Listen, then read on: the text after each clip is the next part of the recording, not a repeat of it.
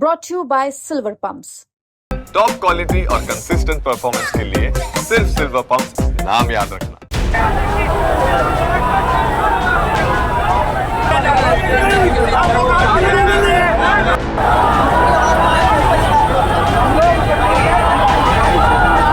नमस्कार, बिहार तक में आपका स्वागत है और मैं हूं सुजीत।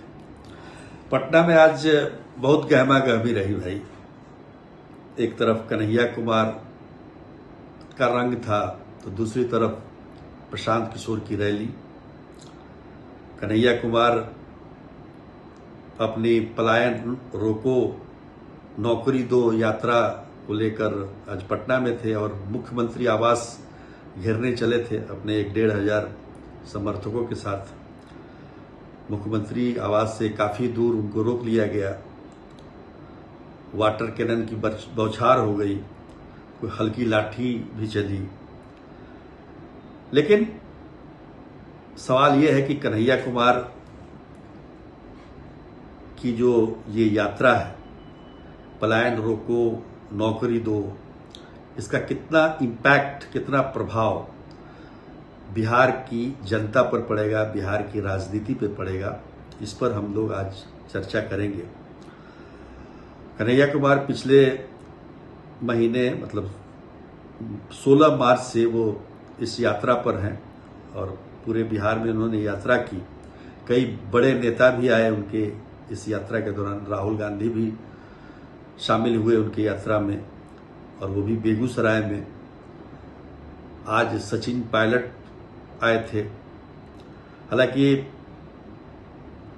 इन लोगों का जो पदयात्रा में शामिल होने का जो दौर रहा, समय रहा, वो बहुत ही सीमित रहा, बहुत ही क्षणिक रहा। राहुल गांधी 20-25 मिनट के लिए आए और सचिन पायलट तो उससे भी कम समय के लिए आए। मतलब सिंबॉलिक इसको कहा जा सकता है कि हाँ, कन्हैया कुमार को हम उनकी यात्रा में हम उनके साथ हैं। और सबसे बड़ी बात क्या है कि कन्हैया कुमार को लेकर कांग्रेस काफी आशावान है। जिस प्रकार के बयान कांग्रेस के आ रहे हैं, निश्चित तौर पर वो हम कह सकते हैं कि कांग्रेस जो है इस बार कुछ अलग मूड में है। बार बार ये कहना कि पहले चुनाव होगा, उसके बाद कौन होगा मुख्यमंत्री ये तय किया जाएगा, आज सचिन पायलट ने भी कहा। और कांग्रेस के प्रभारी जो हैं यहाँ के, वो तो लगातार कहते रहे इस बात को। जो भी कांग्रेस का बड़ा नेता आता है वो भी इस बात को कहता है। जबकि आरजेडी की तरफ से या उनकी और जो सहयोगी पार्टियां हैं, सबको पता है कि मुख्यमंत्री का चेहरा महागठबंधन में एक ही है, वह है तेजस्वी यादव। 2020 का चुनाव भी तेजस्वी यादव के चेहरे पर ही लड़ा गया था, महागठबंधन ने लड़ा था और इस बार भी लड़ने का है। लेकिन अचानक से कांग्रेस में ये जो स्वर उठने लगे हैं, इसके कई मायने हैं, कई इसके रूप हैं, कई रंग हैं। और सबसे बड़ी बात क्या है कि राहुल गांधी ये बात कहते हैं कि चुनाव हम आरजेडी के गठबंधन के साथ ही लड़ेंगे। लेकिन उनके जो अन्य नेता हैं, उनके अन्य पार्टी के बड़े नेता हैं, वो ये नहीं कहते कि तेजस्वी यादव के नेतृत्व में लड़ेंगे। तो यहाँ पर इनके बीच में खटपट जरूर है, कुछ न कुछ। और अगर खटपट, मान लीजिए कि अगर चेहरा तेजस्वी यादव का नहीं होगा और सामने से एनडीए की तरफ से तो चेहरा है ही नीतीश कुमार, वो तो अमित शाह ने भी हाल ही में कहा है। तो एक बड़ा, आप देखेंगे पिछले चुनाव में, कई चुनावों में ऐसा हुआ है कि चेहरा घोषित नहीं किया गया था। आप देखिए कि 2005 के फरवरी के चुनाव में नीतीश कुमार को एनडीए ने चेहरा घोषित नहीं किया था। तो उस समय का जो रिजल्ट आया था, आपको याद होगा, सरकार नहीं बन पाई थी और 29 विधायक को लेकर रामविलास पासवान उस समय ये कह रहे थे कि किसी मुस्लिम को मुख्यमंत्री बनाया जाए तभी वो समर्थन देंगे। हालांकि उसके बाद के चुनाव में जो अक्टूबर 2005 में हुआ था उसमें नीतीश कुमार को मुख्यमंत्री का उम्मीदवार घोषित कर दिया गया था। तो कहने का मतलब ये है जब कोई चेहरा सामने नहीं होगा तो फिर उसका फिर कोई बहुत ज़्यादा महत्व तो नहीं रह पाता है। 2015 में एनडीए ने मुख्यमंत्री का चेहरा घोषित नहीं किया था। उस समय नरेंद्र मोदी और नीतीश वर्सेस नीतीश कुमार वो लड़ाई हुई थी, उसमें भी आपको रिजल्ट पता ही है। पता नहीं कांग्रेस क्यों ऐसा सोचती है। दूसरी बात यह है कि पलायन रोको नौकरी दो, जो कन्हैया कुमार की जो यात्रा है, अब ये सवाल उठता है कि भाई पलायन कब हुआ था, पलायन का दौर क्या था। पलायन का दौर लोग मानते हैं कि 90 के दशक में बिहार से सबसे ज़्यादा पलायन।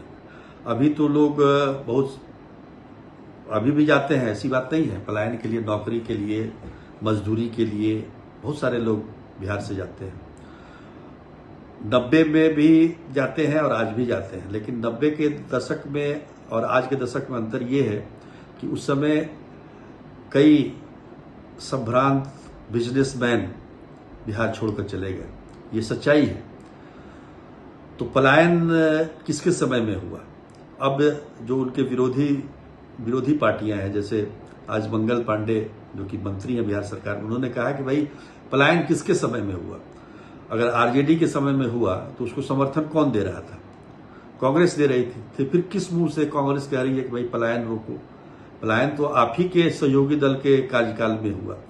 तो इस तरह के आरोप लग रहे हैं और जिसकी वजह से जो है सहयोगी दलों से तो ठीक है, मतलब इस विषय पर हम ये कह सकते हैं कि कांग्रेस और आरजेडी एक ही है। लेकिन जो चेहरे की बात है, मुख्यमंत्री के चेहरे की बात है, उसमें तो कहीं ना कहीं ये खटास सामने आ रही है। और तो और देखिए मुकेश सहनी जो कि इस गठबंधन के उनकी पार्टी सदस्य है, और मुकेश सहनी कहते हैं कि वो उप मुख्यमंत्री बनेगा, तेजस्वी यादव मुख्यमंत्री बनेंगे। ये पहले से ही ऐलान उन्होंने कर दिया। आज उनकी पार्टी का में राष्ट्रीय उपाध्यक्ष रहे सुरेश मुखिया, उनको कांग्रेस ने अपने दल में मिला लिया, उनके हजारों समर्थकों के साथ। वो निषाद समाज के राष्ट्रीय अध्यक्ष भी। तो अब सवाल है कि अपने ही गठबंधन के लोगों को पार्टी में शामिल करिएगा, फिर उसके बाद फिर बड़ा मतलब ये लग रहा है कि महागठबंधन जो कि लगता था कि एकजुट रहा है, पिछले चुनाव में भी था, काफी अच्छा प्रदर्शन रहा था, जीत के काफी करीब पहुंच गए थे। लेकिन इधर जो है लोकसभा चुनाव के बाद से स्थितियां काफी बदली हैं और मुझे लगता है कि जो अब तेजस्वी यादव का भी बयान आया कि भाई ठीक है, सहयोगी दल अगर पलायन रोको नौकरी दो यात्रा कर रही है तो उन्होंने इसका श्रेय अपने ऊपर लेने की कोशिश की। उन्होंने कहा कि ये तो हम पहले ही कर चुके हैं। उन्होंने कहा कि बेरोजगारी हटाओ, आरक्षण बचाओ, संविधान बचाओ, ये यात्रा हम पहले ही कर चुके हैं और सहयोगी दल भी कर रहे हैं, ये अच्छी बात है। तो कहने का मतलब जो दिल मिलने की बात है ना, एकजुट होकर अगर आपको अपने विरोधियों को परास्त करना है तो हाथ मिलाने के साथ साथ दिल भी मिलना जरूरी है। तो उसकी कहीं ना कहीं कमी नजर आ रही है। आज एक अच्छी बात जरूर है कि सचिन पायलट ने गाड़ी ड्राइव की और उसके ड्राइविंग सीट पर सचिन पायलट थे, उनके बगल में कांग्रेस के जो नए प्रदेश अध्यक्ष हैं राजेश कुमार बैठे हुए थे। तो एक तरीके से ये संदेश देने की कोशिश की कांग्रेस ने कि उनका जो है दलित समाज पर अति पिछड़ा और पिछड़ा उनका मेन फोकस है। अल्पसंख्यक तो है ही, अल्पसंख्यक तो लगातार अल्पसंख्यक को लेकर कांग्रेस बड़ी गंभीर रही है और हर एक मुद्दे पर बोलती रही है। तो निश्चित तौर पर कांग्रेस अपने आप को यहाँ पर मजबूत करने की कोशिश कर रही, अपने को मजबूत होने की कोशिश कर रही है। कन्हैया कुमार को एक बड़े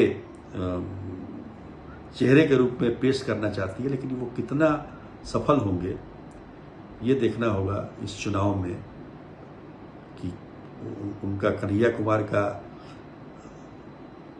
कुमार कितने रंग लाते हैं। लेकिन उससे पहले जो दोनों दलों के बीच में जो मुख्यमंत्री के चेहरे को लेकर जो वाद विवाद चल रहा है, वो उसको सुलझाना बेहद जरूरी है इन दोनों दलों के लिए, और खास तौर पर महागठबंधन के लिए। तो आज के लिए इतना ही, तब तक के लिए नमस्कार।